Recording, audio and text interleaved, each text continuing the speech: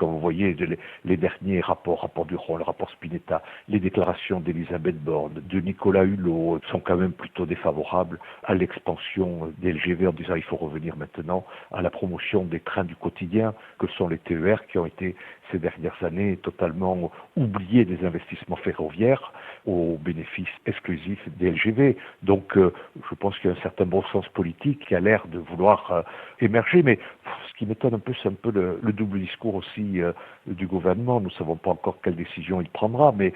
je vois dans le cas de ce recours, le ministère de la Transition écologique de Nicolas Hulot a clairement pris position contre notre recours, alors que quand vous voyez les discours publics du ministre, ils ne vont pas du tout dans ce sens-là. Donc tout ça, c'est des petites alertes qui font que nous sommes quand même un peu inquiets, mais bon, on verra. Je ne voudrais pas que la situation aboutisse au fait qu'il y a 2 lignes LGV et que le gouvernement dise, bon, écoutez, on va couper la poire en 2, on va peut-être revenir sur la ligne Bordeaux-Dax, mais par contre, on va poursuivre la ligne Bordeaux-Toulouse. Donc